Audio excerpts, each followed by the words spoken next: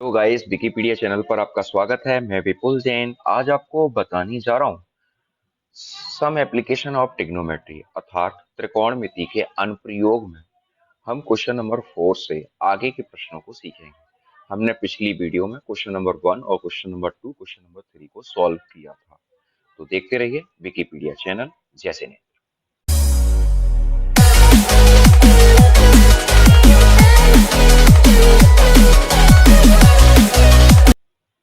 यहाँ देखिए बिना किसी भूमिका के मैं स्टार्ट कर रहा हूँ क्वेश्चन नंबर 4। यह क्वेश्चन लिखा हुआ है भूमि के एक बिंदु से जो मीनार के फुट यानी पाद बिंदु से 30 मीटर की दूरी पर है। मीनार के शिखर का उन्नयन कोण 30 अंश है। मीनार की ऊंचाई ज्ञात करो। इंग्लिश में से रिपीट कर दे रहा हूँ। The angle of a elevation of the top of a tower from a point on the ground which is 30 meter away from the foot of the tower is 30 degree. Find the height of tower. ठीक है, यहाँ समझने की कोशिश कोशिश करिए। एक the angle of elevation of the top of a tower from a point on the ground. भूमि के एक बिंदु से जो मीनार के फुट बिंदु से 30 मीटर की दूरी पर है। अब देखिए, सपोज मानिए ये मीनार बनी हुई है। मैं आपके सामने थोड़ा सा ड्रॉ कर दे रहा हूँ। सपोज मानिए ये मीनार है आपकी। ठीक है, ये आपकी मीनार है। ठीक, यहाँ लिखा है भूमि के एक बिंदु से जो मीनार के फुट, मीनार का फुट, ये फुट है 30 मीटर दूरी पर। ठीक है, मीनार के 30 मीटर की दूरी पर मीनार के शिखर का उन्नयन कोण, भूमि के एक बिंदु से जो मीनार के बिंदु से 30 मीटर की दूरी पर मीनार के शिखर का उन्नयन कोण 30 अंश है। मीनार की ऊंचाई ज्ञात कीजिए। अब यहां पर देखिए 30 मीटर की दूरी पर मीनार के फुट से, ठीक है, 30 मीटर मैं यहां मान ले रहा हूं। ये 30 मीटर हो गया। ठीक है, यह लिखा the angle of a elevation of the top of a tower from a point on the ground, ground से which is 30 meter from the foot of the tower 30 degree। ठीक है, भूमि के एक बिंदु से जो मीनार के पैर से बिंदु से 30 मीटर की दूरी पर जो मीनार की शिखर का उन्नयन कोण, ठीक है, उन्नयन कोण कितना बना रहा है, यानी एलिवेशन एंगल बना रहा है 30 डिग्री। इस तरीके, बात समझ में आई आपको? ठीक है, समझ में आ गया। एक बार फिर दोबारा से मैं क्वेश्चन को रिपीट कर दे रहा हूँ जिससे आपको अच्छे से समझ में आ जाए। The angle of a elevation of the top a tower, ये टावर है, ठीक है, a point on the ground which is 30 metre away from the foot of the tower is 30 degree. Find the height of the tower, ये height पूछी जा रही है।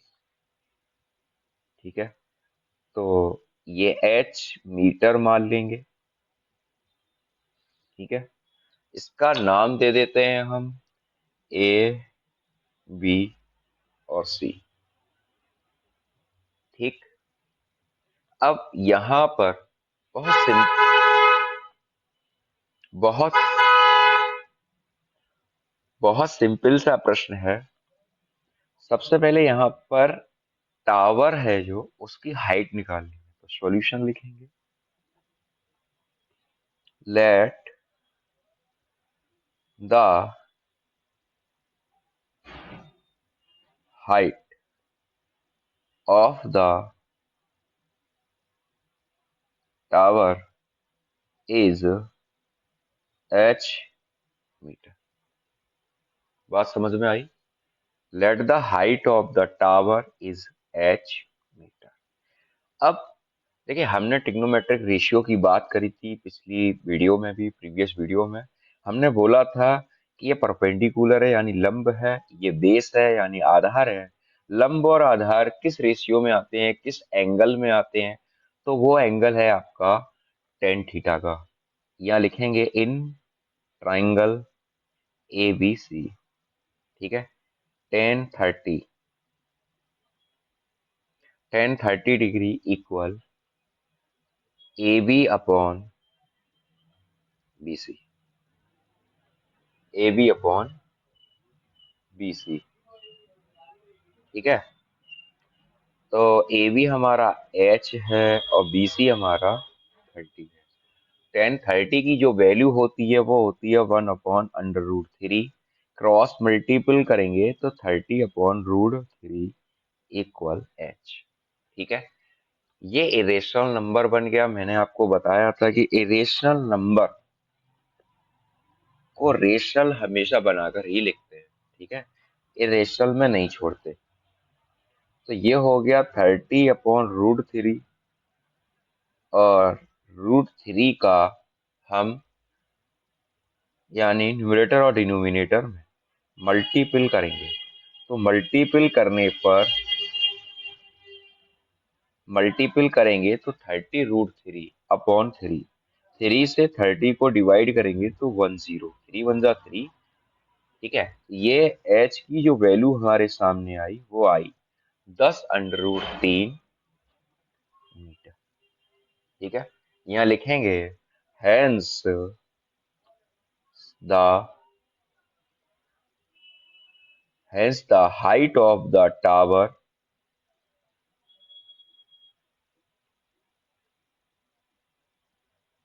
Is 10√3 metre, ठीक है। समझ में आया? चलिए नेक्स्ट क्वेश्चन की तरफ चलते हैं। देखिए, ट्रिग्नोमेट्रिक में जो हाइट ऑफ डिस्टेंस है, इसे ये हाइट ऑफ डिस्टेंस के क्वेश्चन है। इन क्वेश्चन को समझना बहुत आवश्यक है। पहले तो क्वेश्चन समझना है, उसके बाद सॉल्व करना है। जब तक आपको क्वेश्चन समझ में नहीं आएंगे आप क्वेश्चन को सॉल्व नहीं कर सकते। लिखा है a kite is a flying at a height of 60 metre above the ground. The string attached to the kite is a temporary tied to point on the ground. The, the insulation of the string with the ground is 60 degree. Find the length of the string assuming that there is no slack in the string. यहाँ देखिए, थोड़ा सा मैं हिंदी में इसको pronounce नहीं, हिंदी में इसका ट्रांसलेट कर दूं। यहाँ लिखा हुआ है a kite is flying at a height of 60 metre. जमीन से 60 मीटर की ऊंचाई पर एक पतंग उड़ रही है, ठीक है। पतंग में लगी डोरी को स्थायी रूप से भूमि के एक बिंदु से बांध दिया है। भूमि के साथ डोरी का झुकाव 60 अंश है। यह मानकर कि डोरी में कोई ढील नहीं है, डोरी की लंबाई का, ठीक है।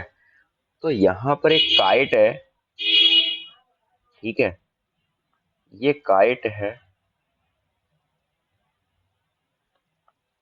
ठीक, ये उड़ रही है। The a kite is a flying at a height of 60 metre. 60 metre की ऊंचाई पर वह उड़ रही है, ठीक है। थोड़ा सा जूम इन कर लूं, ये हो गया, ठीक है, 60 मीटर, 60। एक kite is flying at a height of 60 metre above the ground. जमीन से 60 मीटर की ऊंचाई पर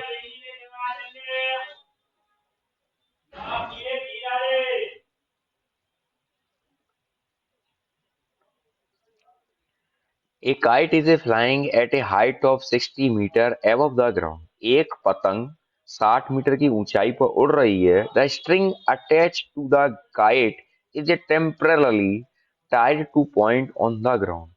यानी टेम्परली इस जो डोर है, उस डोर से वो टेम्परली बंधी हुई है। A kite is a flying at a height of 60 metre above the ground. एक पतंग 60 मीटर ऊंचाई पर उड़ रही है।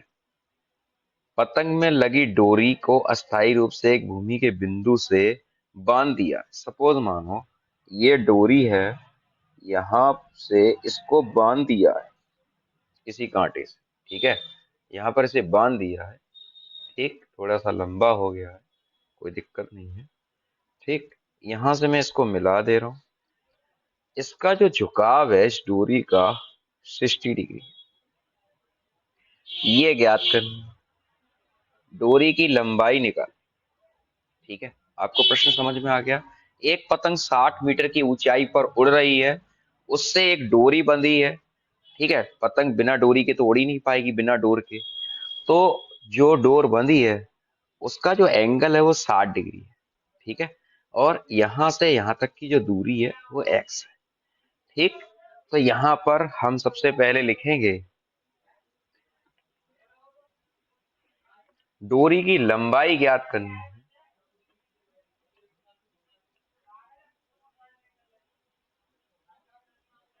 यहाँ लिखेंगे let the length of the string,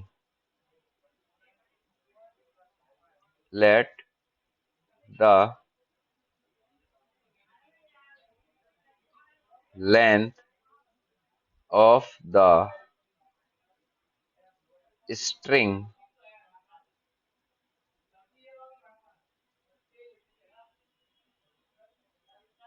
x metre, sorry, ठीक है। अब यहां देखिए, परपेंडिकुलर यानी लंब और हाइपोटेनियस यानी कर्ण कौन से एंगल में आता है? साइन में, कॉस में, टेन में, सेक, कोसेक, कॉट। शायद आप समझ गए होंगे कि साइन में यह आता है कि परपेंडिकुलर अपॉन हाइपोटेनियस। तो यहाँ लिखेंगे, इसका नाम डाल दे रहा हूं A B C, in triangle A B C, ठीक है। टेन 60 डिग्री, वो सॉरी, टेन क्यों, टेन तो आएगा ही नहीं, क्या आएगा, साइन आएगा। Sine 60 degree equal perpendicular upon hypotenuse, तो 60/x और 60/√3, ठीक है। तो ये हो गया x 60 × 2/√3, 60 × 2/√3 क्रॉस मल्टीप्लाई, रेशनलाइज करेंगे, रेशनल नंबर पहले से दिया हुआ है, ठीक है। तो ये हो जाएगा 60 × 2 × √3 √3 का √3 मल्टीपल करेंगे तो 3 हो गया, 3 से 60, ये हो गया 40√3 मीटर, ठीक है। ये आ गया आपका x, ठीक। यहाँ करेंगे hence the length of the string is 40√3 metre, ठीक है।